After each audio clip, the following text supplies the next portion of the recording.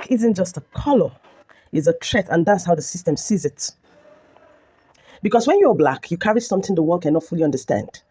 And many are afraid of the reason why you're Black. But why? Why is Blackness feared, copied, suppressed, yet unstoppable? Today we are talking about the truths they don't want you to hear. They hate us because they know Black is powerful, and it is powerful to be Black. So welcome back to Global Gist with Beejay, the realest place on YouTube where we speak the truths for the culture and the community. This is one of, the best topic you could think of right now, right? So this one is very personal. It's not just about racism. It's about why Blackness threatens the status quo and why that makes so much and so many people uncomfortable.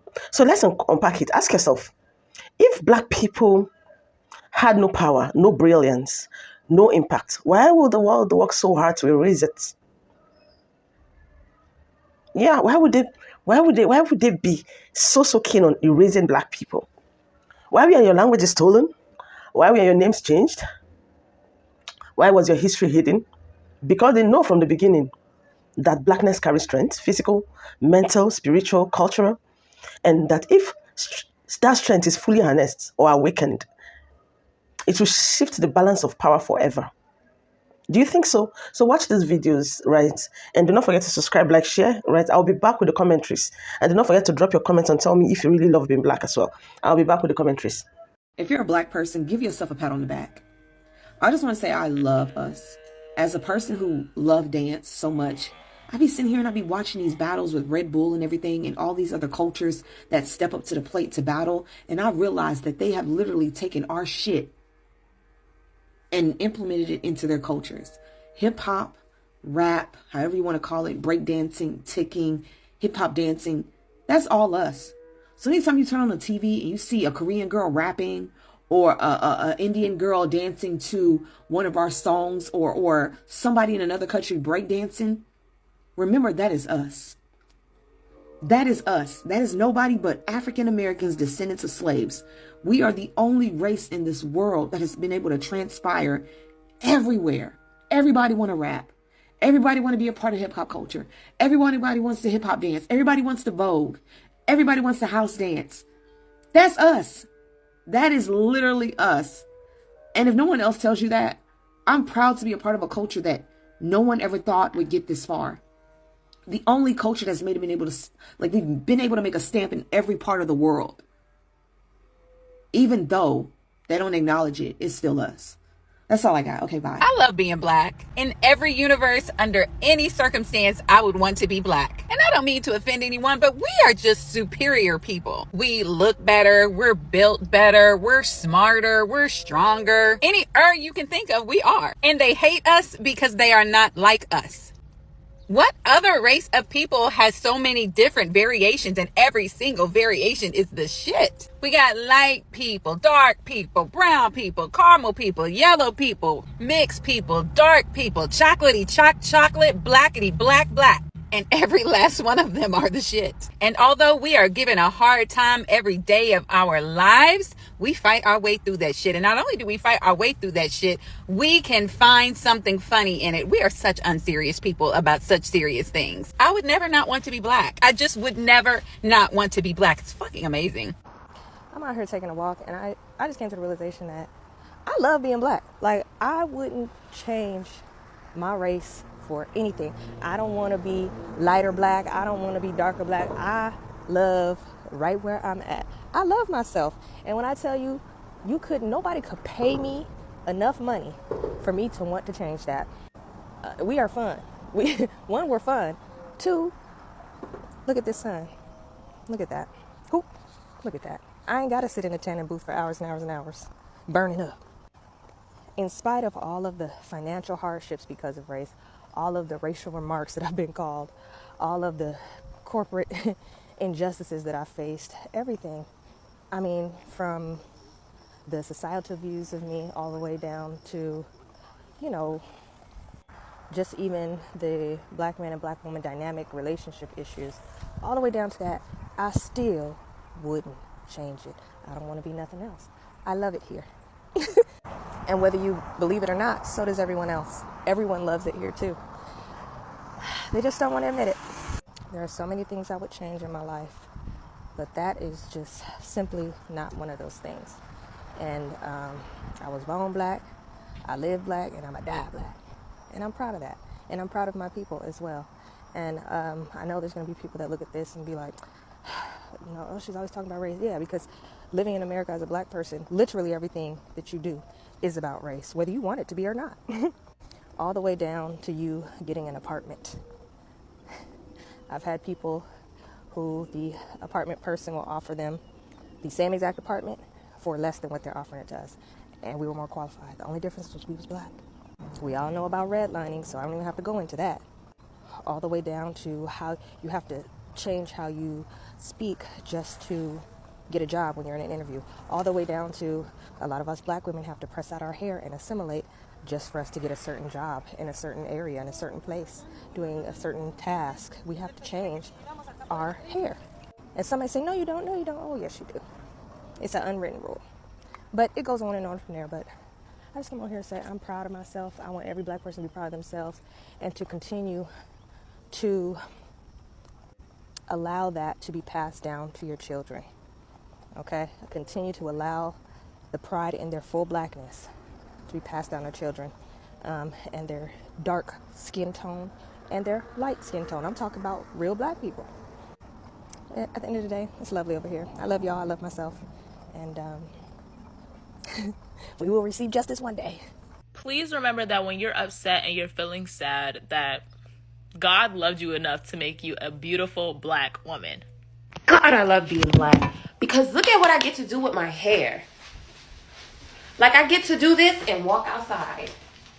You know, I get to do this. I love being a black woman because I don't even look when I cross the road. If you hit me, it's a hate crime. So you better fucking swerve, bro. One of my favorite things about being black is pretending I'm from any country. I will adopt anybody's culture. So come March 6th, I'm from Ghana. If Juve is happening, Carnival is happening, I used to be a very, very strong Trinidad and Tobago girl. But after experiencing Carnival in Jamaica, I am now a mixed Caribbean girl. Half from Jamaica, half from Trinidad and Tobago. I even have a Trinidad flag. Like, I just love pretending to be from wherever. July 26th is coming. You know what that means? I'm now Liberian. Whenever I'm really, really craving rice, my last name is now Diop, and I'm from Senegal. I even have the Senegalese bracelets that Senegalese people have with my name on it. There is not one black country culture that I will not claim. I personally, I will claim all of them. Put on some Southern African American music and you give me some fried fish, I'm now Black American. If we are going to eat injera, I am not East African or Ethiopian. I think it's only from Ethiopia and Eritrea. I could be wrong. I don't know. This year, my birthday falls on the weekend of Nigerian Independence Day. Do you know what that means? I am not Nigerian. Like, I will just claim anybody. Like, I just love claiming black countries. But as always, of course, 100% Ivorian, August 7th. But, you know, I just love hopping around, dibbling, dabbling. If I hear a Sierra Leone person speaking Creole, I used to live with Sierra Leoneans, so I understand Creole. I am now also Sierra Leonean. I really just claim all the countries, all the cultures, all the food. I really do not discriminate. No, unfortunately, lice don't care if you're black, white, or anything. They latch onto anybody's scalp and feed off anybody's scalp. But here's what I will say, though. You're kind of right, but it's not because you're black. It's because a lot of black people are smart, and they have curlier hair that can withstand heavier products. So a lot of black people will wear, like, oil-based products in their scalp and in their hair, and that almost accidentally creates a barrier. And that's what I tell clients to do. When clients ask, like, hey, how do I prevent this? Like, I just treated my child, but they're going to go back to school with a bunch of kids that have lice. I tell them to put oil in their kids' hair. Put a oil in their scalp and run it through and braid their hair. Funny enough, that happens to be what black people do on the regular. And that is just what it is. Like, and they're just doing it right. They can't latch if there's a barrier up here. Lice could literally crawl on you. If you have oil on your scalp, they'll crawl and try. They can't feed on you. They can't lay their eggs on you. They can't do anything up here. So they won't bother you. So I decided to open up to one of my parents recently and let them know how I felt, you know, about money and jobs and everything. And my main thing with jobs, you know, I'm a hard worker, but those people treat you like shit. You know what I mean? Because Yeah, they really do.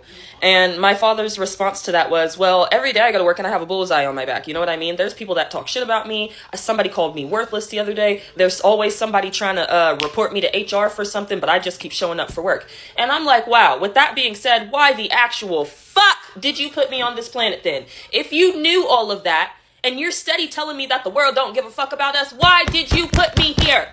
Okay, so I have had 2 glasses of Prosecco, so that means it's time for me to be sentimental. I just love black women, and I'm going to tell y'all why. This comment is attached to a video that I made telling y'all some black women that you should follow, some black women that I follow, that I've just enjoyed their content, whether I discovered them recently, as in like Monday, or I've been following them for a while. The one beautiful thing that I noticed, because I screenshotted where those ladies were when I wanted to showcase their profile to you all, I was able to see the growth. The average amount of y'all that went over to follow them after I made that post was about 2,000. Somebody got like 6,000, somebody got 5,000. The lowest amount that I saw was about 1,300 to 1,500 followers. And that just showcases to me that like black women are literally so powerful when we get together and when we support each other. And I just love us down.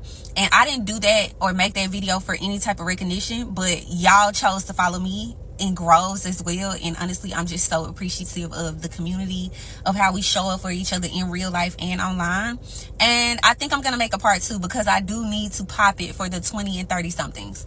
But I just love the solidarity that we got going on, y'all, and I just love us. So I'm done being sentimental, maybe, but yeah, I'm proud of y'all, seriously. You know, as much as we do hate to admit it when it comes to the gym, but with our genetics, I do love being black. Like, bro, I can let myself go. Like, shit can get bad. It's gonna take me like 2 weeks to bounce back. Maybe a month tops. Like, bro, I don't even take the gym that serious. Yes, I do go often, and yes, I do push myself. But it's not like I'm taking it that serious. Like, I eat like shit majority of the time. I eat candy, I eat fast food, and I still get steroid allegations. Like, I couldn't imagine you doing everything right. I'm talking about you eating right, you doing the right workouts, you taking the right supplements, and you ain't got one allegation? Again, like I said, I'll take a week off. I'll take 2 weeks off. I'll take a month off. I don't have to go that hard because I know my body is good for it. You know what I'm saying? I don't have a certain lifting goal. I am working out solely to look good naked. Not to mention being Nigerian or Jamaican. Oh man, it's too easy. Yo, I love being a black man. Like, I just love being a black man. You know one of my favorite things about being a black man is? You're walking down the street and you see another black man. You don't know this person from a hole in the wall. And y'all just go, oh, bro. I swear to God, yo, you don't gotta say nothing to me. You don't even gotta dap me up. Just that alone, it's just like, it makes me feel so good. Like, am I exaggerating? Am I the only one? Like seriously. To me, that means so much to me. Like, it means you acknowledge me. Like, you embrace me. Like, it means you, like, we here. You know what I'm saying? Like, that is so fire. Like, I don't think, like, I feel like black men just have like certain codes that we just, even like when you give somebody a pound, like, oh, when they lock in, come on, bro. Like, that is so fire. Like, black men are so cool. Like, seriously, I love us. Like, I really and truly love us. Like, I don't think like, maybe I'm exaggerating, but I don't care. But I just, bro, you know what I'm saying? Yeah. I love being black all the time everywhere, but I really love being black in Colombia. I love it so much, I'm actually going back in like a week. So in honor of my return to Colombia, here's a review of one of my favorite cities. I'm reviewing different tourist destinations based on things to do and what it's like for black people and people of color. First of all, anyone who tries to deny the blackness of Colombia has clearly never been to the coast. This was one of the first cities I had ever traveled to where I actually saw blackness embraced. In Cartagena, there's an arts district called Getsemani, and when you go there, you will see black women depicted all over the place. I asked this artist why black women were such a big inspiration for the artwork here, and he told me it's because black women are la moda. We are the fashion, the style, baby! Not only did I feel super welcomed, I also had a ton of fun. This is me taking a mud bath in the Totumo volcano. I went with a Colombian guide to the market and had some authentic coastal food, and I took a day trip to an island beach getaway. And I also just felt very connected to the culture and the people, especially when I took a day trip to Palenque, which was the first community of free black people in the Americas. The people of Cartagena are so kind, and I always just feel so happy whenever I'm in Colombia. And contrary to what you might think, I've never felt unsafe. Personally, I've never heard, seen, or read about travelers of color feeling unwelcomed here. And every black person I know who's been to Cartagena has had a fabulous time. You have great history, great food, and great people. And that's why, for me, Cartagena gets a 10 out of 10. Hey, I love being African. I can run faster, run longer, and jump higher. And I even have the hidden ability to make white people lock their car twice when I walk by. But as Africans, we can't be late to everything. Tell me why last month my mom told me we had a grad party to go to on Friday at 3 p.m. She said, call off work. She made this shit a canon event. So that Friday, I called my little sister at 2:30 because nobody's in the crib. And I'm like, yo, Cece, where are you at? She said, oh, I'm at Burlington. We're going to leave at 5:30. We'll get there at 6. I'm like, that's disrespectful as shit, low-key. But whatever. We pull up at 6. Tell me why we're the only people there. The mom of the family was going to go get a cake. How are you getting a cake 3 hours late? Beats me. But the worst part, they're like, oh, can you guys help us set up? So it's 6:15. We're bringing chairs from the garage to the backyard. Is African timing that bad, y'all? I didn't even know I was mixed with black until middle school when one of my classmates told me. Yes, you heard that right. Growing up, I was told by my mom and my grandparents that I was just like them, Cherokee Indian and white. Okay.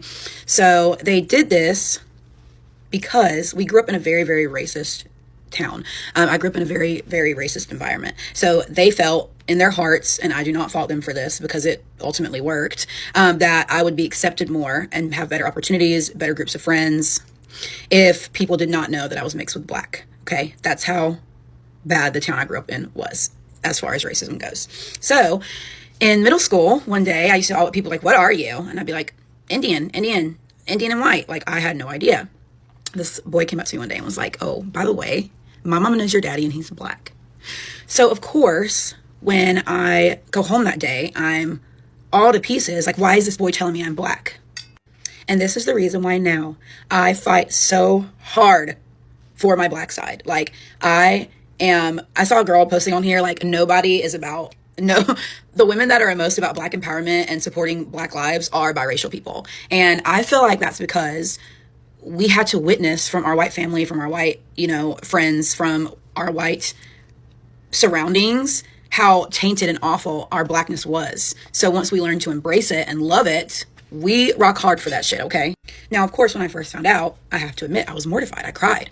There's no way I can be black because I was taught that blackness was essentially a disgrace by my peers. I never had a crush on a black guy because I thought that was wrong. Like I'm white and Indian. I can't date a black person. Like that's how bad the town was that I grew up in. I had friends growing up that did like black men. Their parents forced them to go to different schools or they would get grounded. My class was like known for being lovers and they would say it with a hard ER. I heard that all the time growing up. Hard ER, just, the racism was bad.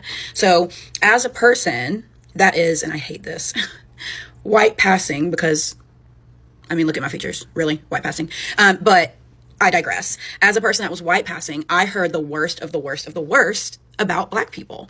So in my mind, I'm like, oh no, I'm bad because I'm half black. And it wasn't until I graduated high school and left that school and went to college that I really was able to embrace and happy telling people like, oh, I'm mixed. Like I'm black. I'm a black woman. And I dated a guy who was also mixed that grew up with his black side of his family. And that really helped me like embrace my blackness, learn about my blackness. I took a lot of like African-American culture classes in college to learn more. So it triggers me so bad when I tell people like, oh, I'm black, or, I'm mixed, I'm black. And they look at me and I hate that it's mostly black women that do this to me, but they're always like, you're a white girl. Like you're not black. What are you, 25%? And I'm like, no, actually my dad's fully black. I'm 50%.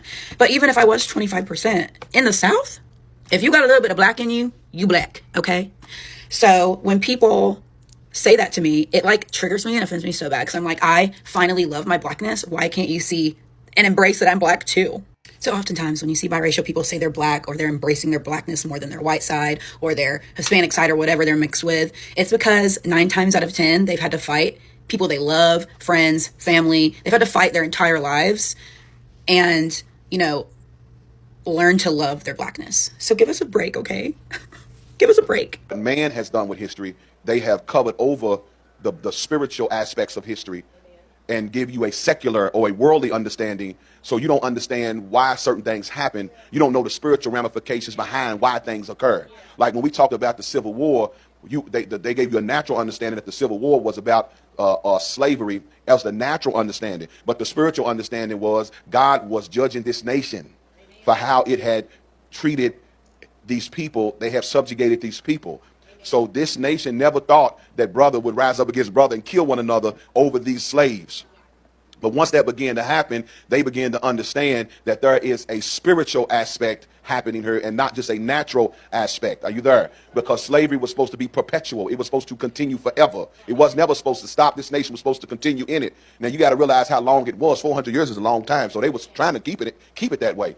But once the Civil War happened, they begin to understand that there is for brother to fight brother over these slaves and to split this country in two. This country is still split down the middle because of slavery. It's still there because the Civil War did not resolve the issue of the heart. The heart never changed. Just because people fought and died and killed one another, it don't change the heart. See, the heart of let me give you something spiritual. The spirit of Pharaoh, the spirit of Pharaoh, the same spirit that the Bible says that rose up over the Pharaoh in Egypt and began to subjugate the Israelites or God's people. That same spirit is in his country because his country was founded upon capitalism. Capitalism means to capitalize. It means every venture, everything you can find to make money off of, you make money off of it. And so that's why we're so materialistic and cutthroat, because a capitalist country will always cause us to capitalize on one another. And so slavery was a capitalist venture. It wasn't just a physical control of people. It was an economic force. The country would never have grown as fast and as rich as it had grown if it was not for the free labor. Now, there's nothing wrong with having servants because the Bible talks about servants.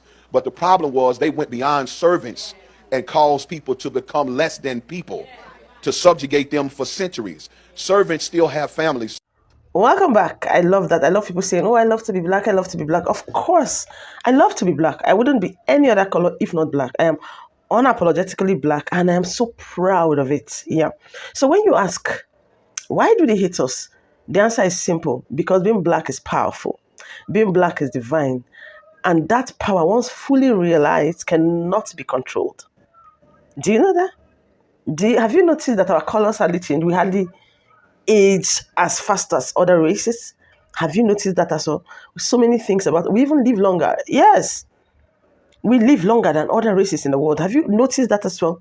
So if you feel this message, drop fists, drop fire in the comments, right? Do not forget to subscribe, like, share this video to your friends, and please engage on this channel because we're bringing more things. We're answering more questions to black people. Until next time, stay proud, stay black, and stay global. Bye, guys.